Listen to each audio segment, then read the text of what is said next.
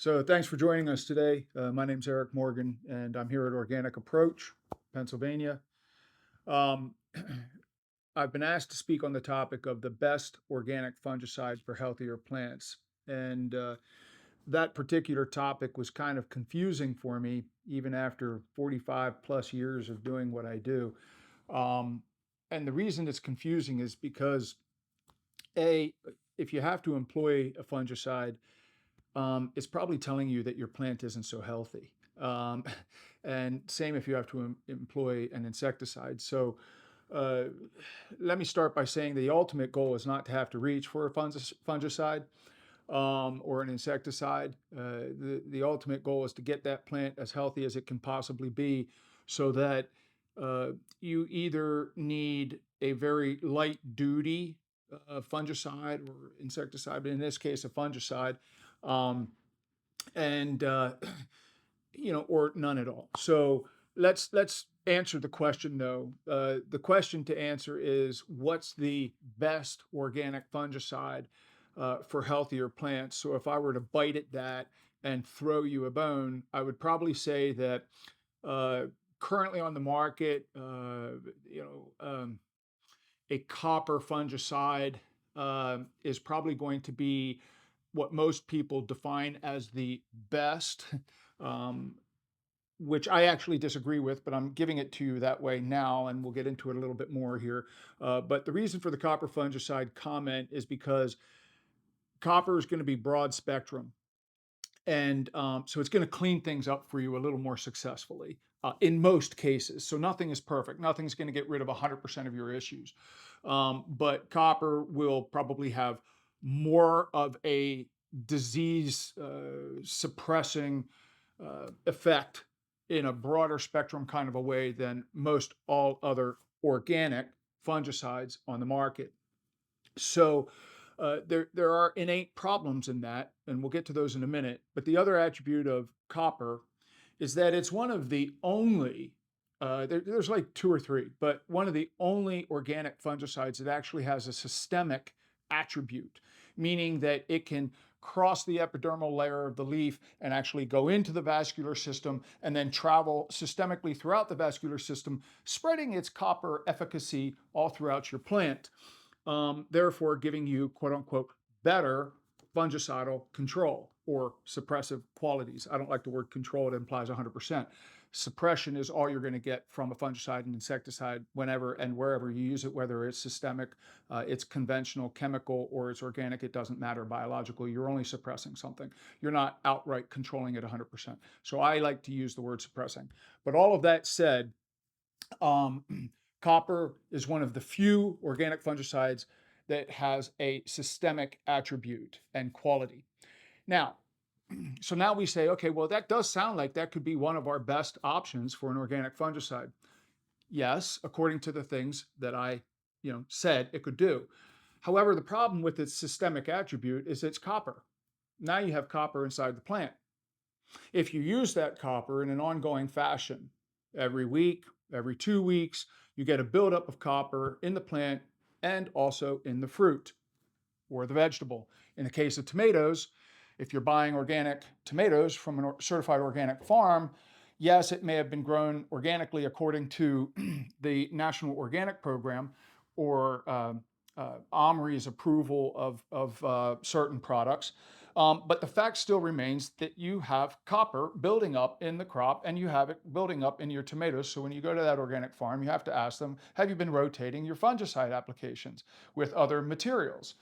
So now that brings us full circle because really the best approach, if you're going to use a fungicide or multiple fungicides, which I just hinted at the answer, is to use multiple organic fungicides.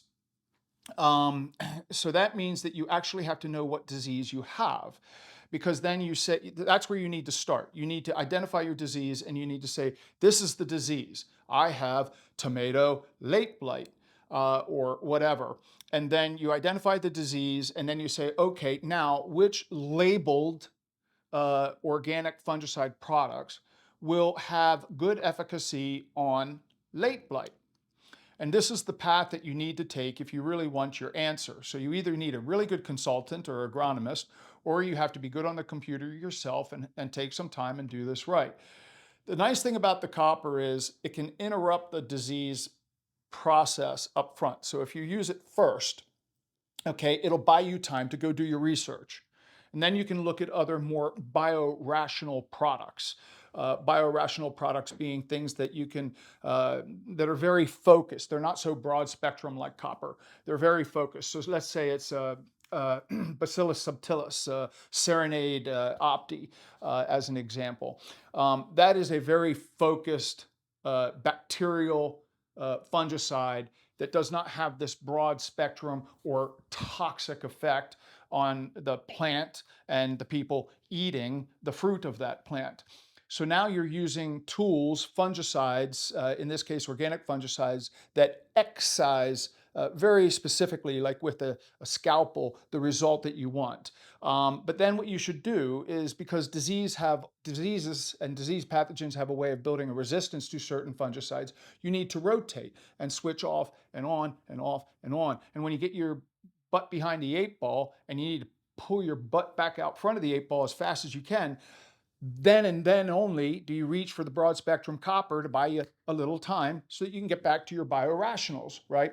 So what does this sound like? It sounds like we're talking about human health, which basically we are. We're comparing plants and humans and health of both. And sometimes we get our butts in a ring or two on our human health side and we get behind the eight ball. And sometimes we actually have to go get a medication, which we don't necessarily want to take, but we take the medication, we buy ourselves some time, we get ourselves back up at least in line with the eight ball, and then we say, how do we promote better health so we don't fall behind the eight ball again? That's how I'm going to wrap this whole thing up, because I don't want to take your day all day long doing this.